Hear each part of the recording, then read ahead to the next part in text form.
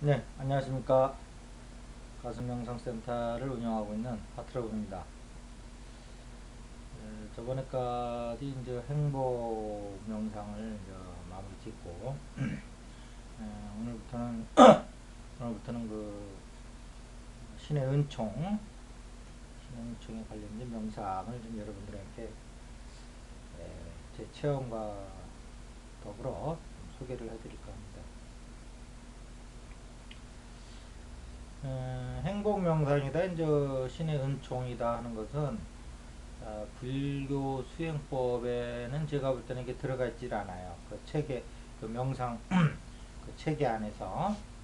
우리 이제 그 불교 명상은 이제 돈우 점수다 해가지고, 깨달음, 그 다음에 이제 그 우리의 사고자 아스트라체 이제 육체를, 아, 그 무지와, 그 감정과 그 필사체의 몸을 탐진치를 제거를 해서 빛의 세계로 이렇게 이끌어 나가는 그런 어떤 그 점수라는 부분이 있는데, 그 점수라는 건 이제 육바라밀에 의해서 이제 하는 거죠.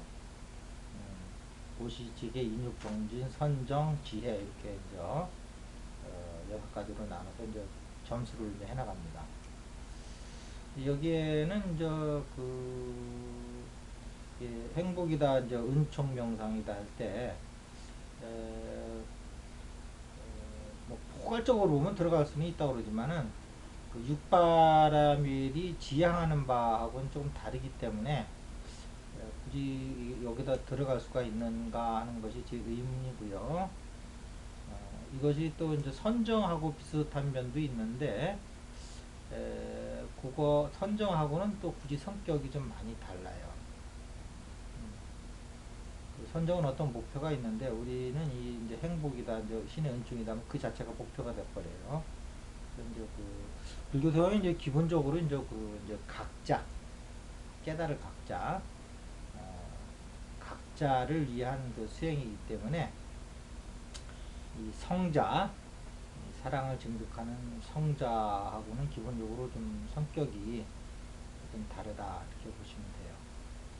그런데 보면은 결과적으로 이제 이 두 가지를 나눠서 보면은 이제 그것을 두 개를 성취하신 분들의 이제 그 결과를 보면 좀 그것이 좀 시각적으로 좀 차이가 좀 완연하게 드러나는데, 깨달음을 얻은 불교 수행법에서 이제 각자가 되신 분들하고 신 속에 이제 녹아 들어가서 신과 하나가 돼서 사랑을 증득하신 분들하고 요 성자 깨달으신 각자 신과 합이 된 성자하고는 이분들이 그 이루고 나서 그 살아가는 형태를 보면 좀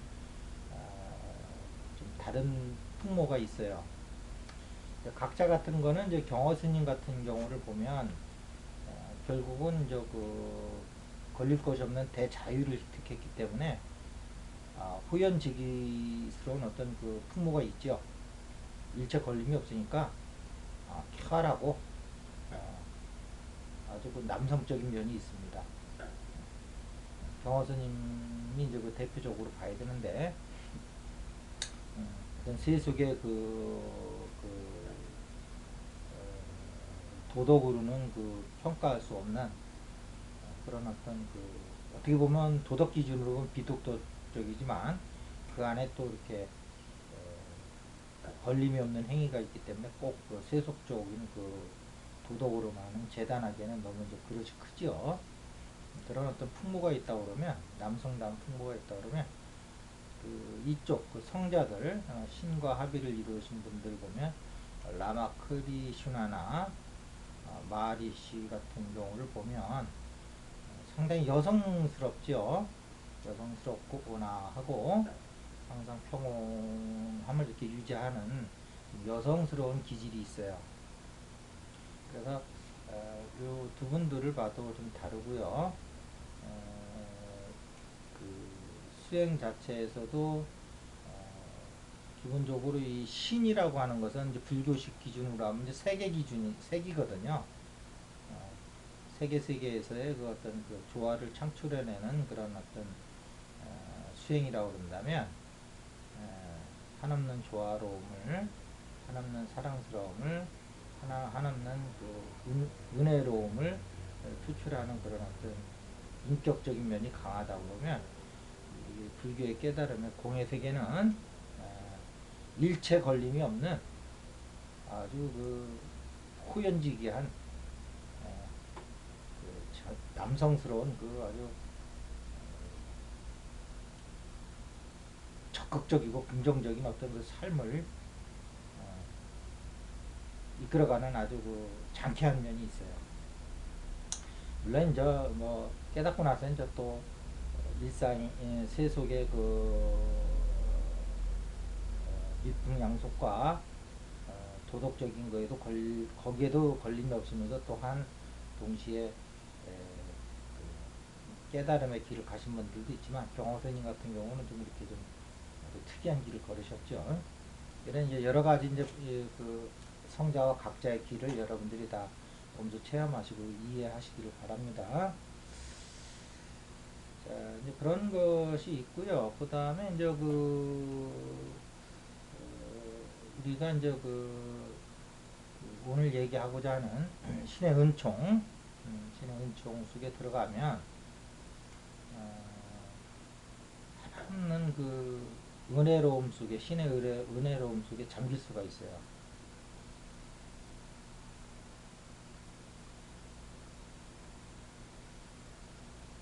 여기서도 시비가 떨어집니다. 오로지 세상에 어떤 일이 눈앞에 펼쳐져도 오로지 감사하다는 말뿐이 나오질 않아요. 신의 자비로움과 은총 속에 들어가 있으면 모든 것이 다 고맙고 감사할 뿐이에요.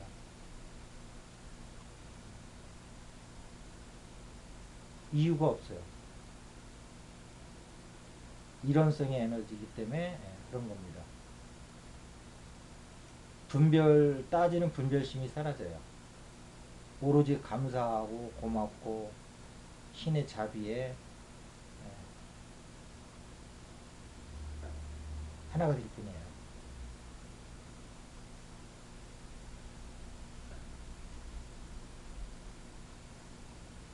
할 말이 없는 겁니다.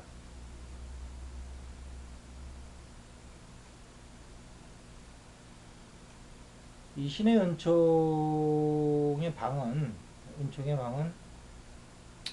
그 심장 뒤쪽 편에 있어요. 위치는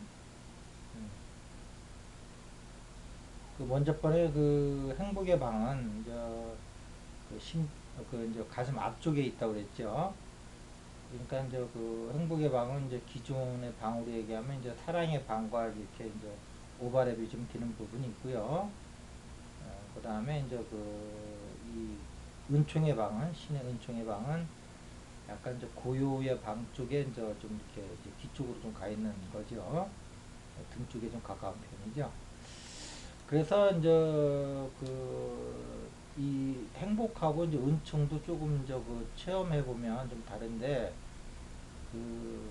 행복의 방에 들어가서 이제 절대적인 행복이 이렇게 딱 들어가 있으면 좀 이것은 좀 쉽게 얘기하면 좀 봄에 부는 훈풍 같은 느낌이 들어요. 좀 생동감이 있고 좀 적극적인 면이 있고 좀 그래요. 근데 이제 신의 은총의 방에 들어가면 가을 바람 있죠. 청량한 가을 바람. 그러면서 깊이가 있는 거 있죠. 내면으로 쭉 빨려 들어가는 힘이 있어요. 행복의 방은 좀 이렇게 바깥으로 이게 튀어나오려고 하는 그런 어떤 능동적인 아주 긍정적인 그런 생기발랄한 힘이 있다 그러면 대비해서 말씀드리면 은총의 방에 가면 신의 은총과 이렇게 신의 은총 속에 들어가서 신의 은총에 이제 하나가 되면은 거기에는 봄에 생동감이 넘치는 행복감에서는 느낄 수 없는 깊은 깨끗한 맛이 있어요. 침잠하는 맛도 있고요. 그래서 여러분들이 무슨 라마크리슈나나 마리시 같은 성자를 보면 나는 언제 좀 저렇게 되구나 하는 생각이 있을 거예요. 근데 가슴에 들어오면 그분들이 쓰는 에너지나 여러분이 쓰는 에너지나 다를 게 있을 게 없잖아요. 음, 그냥 머리에서 자꾸 수행을 하지 마시고요. 가슴으로 들어오시기 바랍니다. 가슴으로 들어오시면 이렇게 바로바로 가슴의 방에 따라서 여러분들이 그 성자의 그 여러 가지 길을 체험하실 수가 있어요.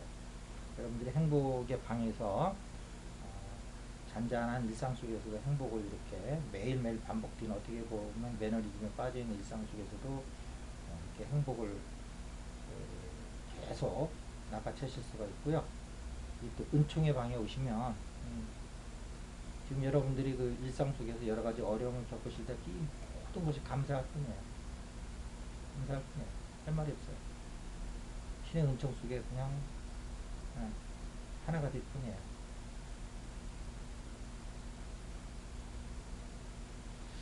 그래서 이제 앞으로 계속 이제 그 신의 은총에 관련해서 여러분들하고 같이 이제 제 체험담을 이제 이어나갈 건데요.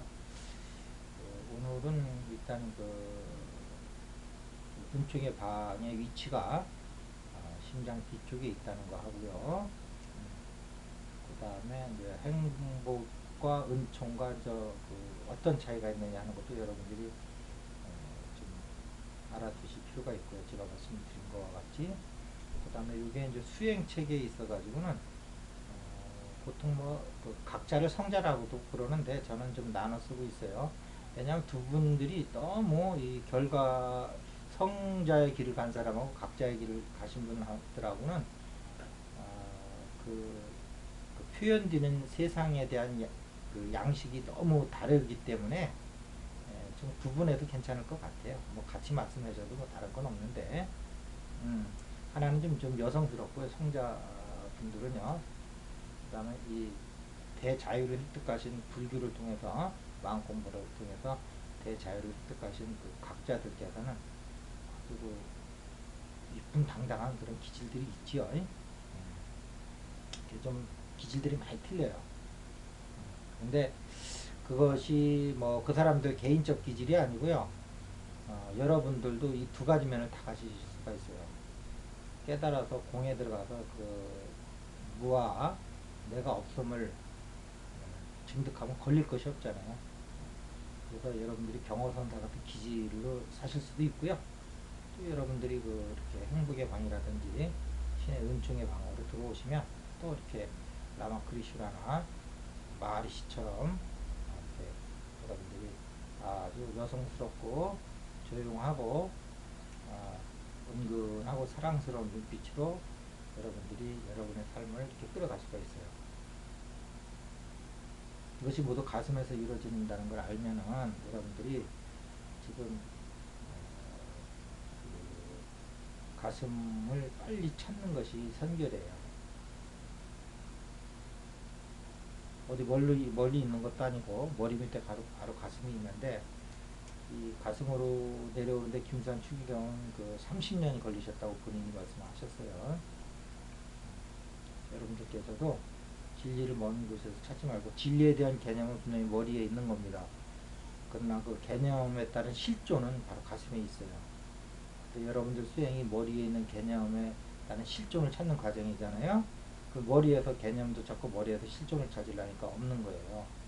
가슴에 내려오시면 머리에서 갖고 있는 모든 명상에 대한 좋은 개념들에 대한 실존이 바로 여러분들이 가슴에서 만날 수가 있는 겁니다. 공에 대한 개념도 가슴에서 찾을 수가 있고요. 신의 은총, 신의 자비도 여러분들이 바로 가슴에서 만나실 수가 있습니다. 결국 이제 신의 그 자비라고 하는 것은 여러분들이 생각을 체험을 안 해보시면 그게 기독교에서 얘기하는 하나님이냐 아니면 뭐 인격적인 존재와 하나가 되는 거냐 그런 걸로 이제 하실 수도 있는데요. 그럼 이제 우리가 이제 인격체이기 때문에 이제 그 대상을 같이 인격체로 보면 더 이제 우리가 좀 이해하기 쉬운 경향도 있고 그래요. 그래서 예수는 그걸 이제 아버지라고 그랬잖아요. 근데 이게 체험해 보면 우주에 어떤 고차 어떤 그 진동 대여권입니다. 그 어떤 특정 대여권에 가면 거기서 이제 우리가 사랑이라고 느끼는 그런 그 의식의 대여권이 있어요. 근데 그걸 또 우리 그 사랑이라고 이제 이름을 붙여놓으면 원래 그 이름도 없는 거죠.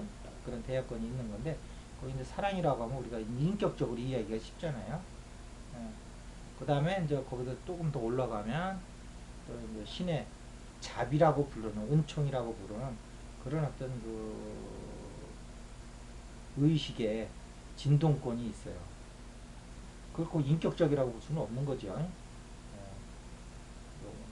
그런데 우리가 그거를 그냥 대여권 속에 들어가 있다. 특정 무슨 대여권 속에 그러는 것보다는 신의 은총 속에 들어가 있다.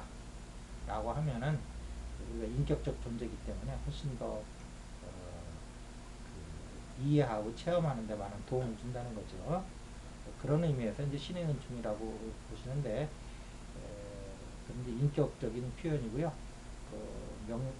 과학 명상 과학적인 측면에서 보면 어떤 의식의 그 진동 대여권이다.